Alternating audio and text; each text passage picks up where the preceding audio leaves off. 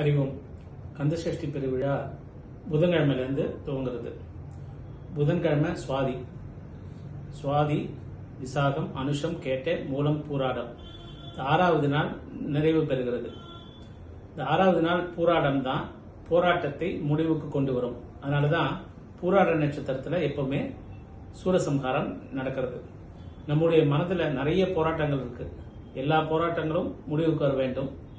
நல்ல ஒரு தீர்வு கிடைக்கணும் அப்படின்னா நம்ம இந்த கந்தசஷ்டி பெருவிழாவில் ஏதாவது ஒரு சின்ன விரதமாவது இருக்கணும்.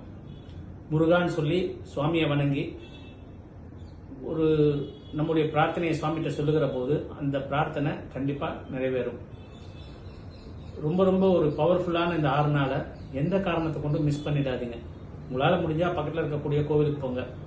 உங்களால் முடியலன்னா வீட்டிலேயே ஒரு பழம் வச்சு நைவேத்தியம் பண்ணுங்க. நைவேத்தியம் பண்ணுகிற போது 6 விதமான நைவேத்தியம் ரொம்ப விசேஷம். அட்லீஸ்ட் நம்ம ஒரு 6 பழம் வைக்கலாம்.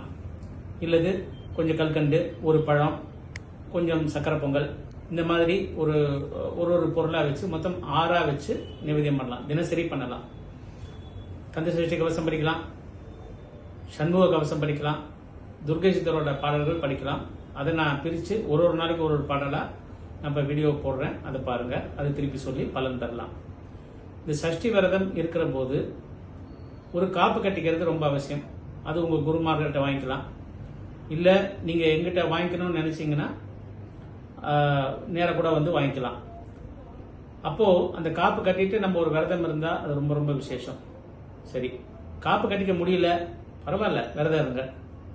இந்த விரதம் இருந்து 6வது நாள் நீங்கள் பூர்த்தி செய்கிற போது ஒரு நல்ல தலத்துக்கு போய் சுவாமியை வணங்கணும். உங்களால் முடிஞ்சால் திருச்செந்தூர் போங்க. திருச்செந்தூர் போக முடியாதவர்கள் நம்முடைய ஜெயதுர்கா பீடத்துக்கு வாங்க.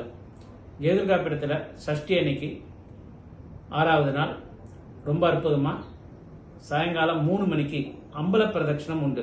இது நீங்கள் வேற எங்கேயும் பார்த்துருக்க முடியாது. நம்முடைய பீடத்தில் மட்டும்தான் பார்க்கலாம்.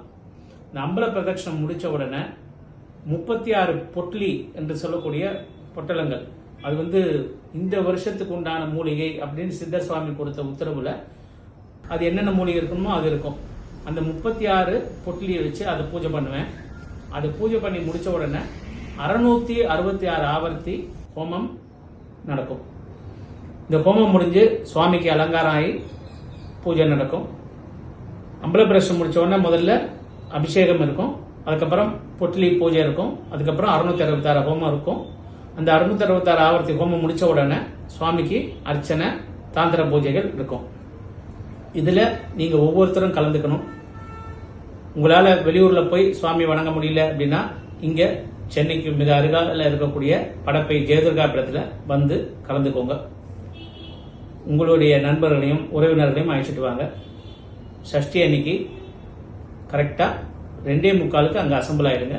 3 மணிக்கு அம்பல பிரதட்சணம் தொடங்கி எல்லாமல்ல முருகப்பெருமானின் பேரொருளை பெறலாம். வெற்றிவேல் முருகனுக்கு அரோகரா.